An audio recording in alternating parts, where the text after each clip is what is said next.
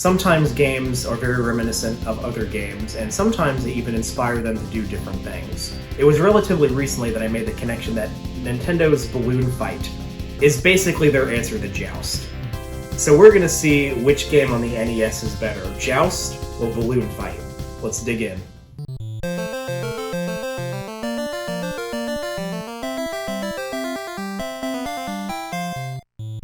Let's start with Joust. Originally a 1982 arcade hit by Williams Electronics, Joust is a single-screen game where the goal is to joust your opponents off their ostriches in each round.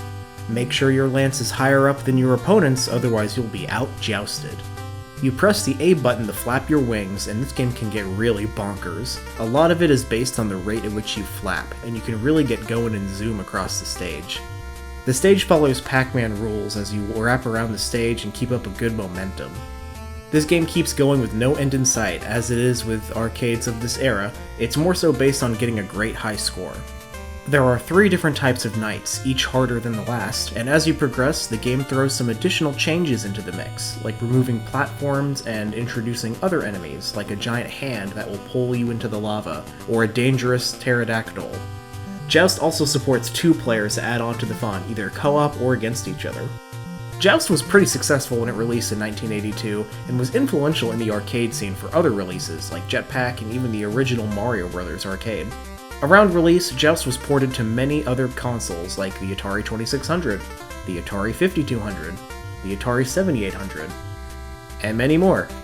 In recent years, you can find Joust on just about every console that has a Midway arcade collection of some variety.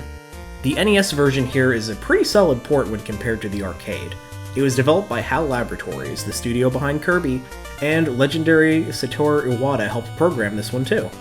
I think this version runs really well on the NES. The controls are really responsive, and it's really fun to see your character go flying across the screen. The sprite work on the characters are pretty fluid given the limitations. You can clearly see your ostrich take each step and flap its wings. I love the little intro screen that quickly teaches you the game and introduces all the bad guys. Such a classic arcade staple. Joust is a certified arcade classic and one that I first experienced on a number of Midway arcade compilations throughout the years.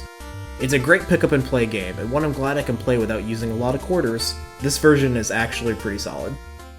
Meanwhile, released in 1984 was Nintendo's own Balloon Fight as an arcade machine, before being ported to the NES less than a year later.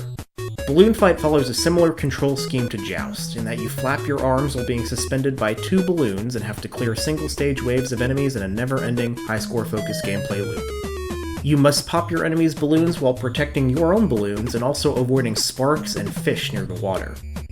Balloon Fight gives you 2 hits per life, and is less chaotic, giving you a bit more ease of control and an easier time compared to Joust.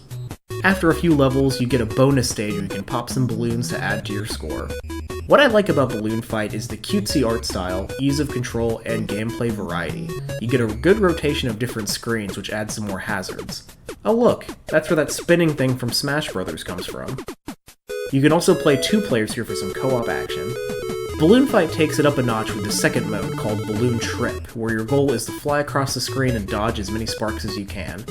I found this mode to be really addicting, like the video game version of Operation, or one could say the original Flappy Bird. While the main mode is kind of an assault of sound effects that drown out the music, in Balloon Trip you really get to hear the main theme, and I really dig it. Balloon Fight on the NES is probably the most famous home release, as it was also programmed with the help of Satoru Iwata. What a legend. A sequel for the Game Boy was released in 1990 called Balloon Kid, and other than that, Balloon Fight has been released multiple times from the Virtual Console for Wii, Wii U, and 3DS, as well as appearing on the NES Classic and currently being available on the Nintendo Switch Online service.